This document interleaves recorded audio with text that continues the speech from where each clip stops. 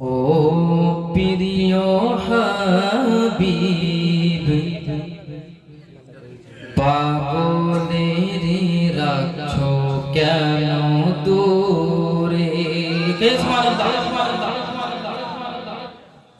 দেখেন আমরা নবীর পাগল, সবাই পাগল, তাই না?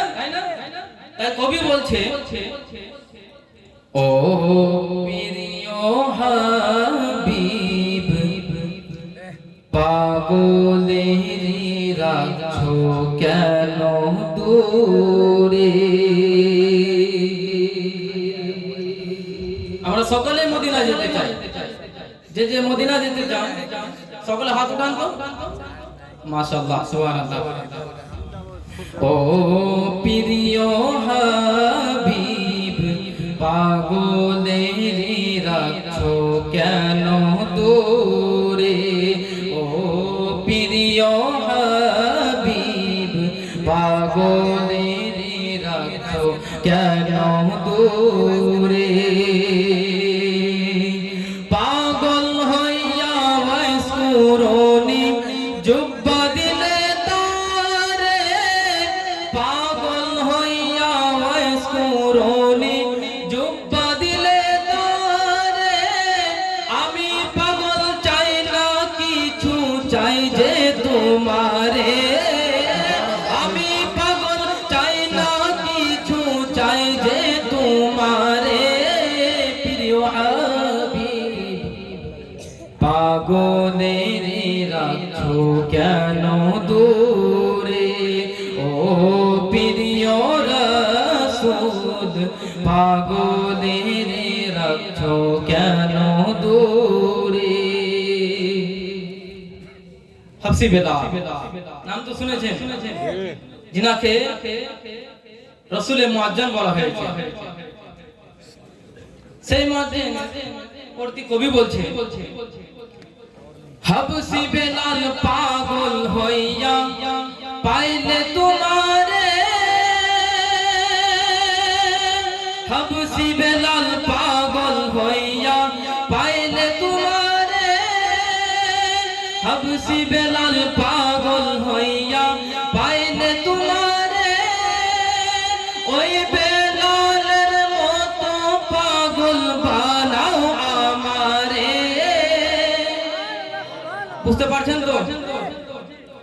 হাবসি বেলাল পাগল হইয়া পাইলে তোমারে। হাবসি বেলাল পাগল হইয়া পাইলে তোমারে। ওই বেলালের মতো প্রেমিক বানাও আমারে। ওই বেলালের মতো প্রেমিক বানাও আমারে। প্রিয় হাবিব পাগলের রাখছো কেন দূরে। ও প্রিয় রাসূল পাগলের রাখছো কেন দূরে। ছন্দ কবি বলছে, শুনে অসহায়ের মতো কাঁদি নবী পাইতে তোমারে। আমরা সকলেই কাঁদি, একবার আমরা নবীর যদি দিদার হয়ে যেত, নবীকে দেখতে পেতাম তো কত না সুন্দর হতো, তাই না? তাই কবি বলছে, অসহায়ের মতো কাঁদি নবী পাইতে তোমারে। অসহায়ের মতো কাঁদি নবী পাইতে তোমারে। কোন দিন আমি শান্তি পাবো তোমার দিদারে। বলুন সুবহানাল্লাহ। এক মরতবা বলুন। অসহায়ের মতো কাঁদি নবী পাইতে তোমারে। অসহায়ের মতো কাঁদি নবী পাইতে তোমারে। কোন দিন আমি শান্তি পাবো তোমার দিদারে। কোন দিন আমি শান্তি পাবো তোমার দিদারে।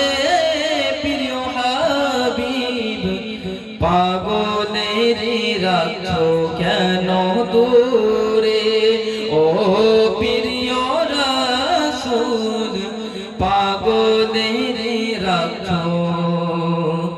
কেন তুমি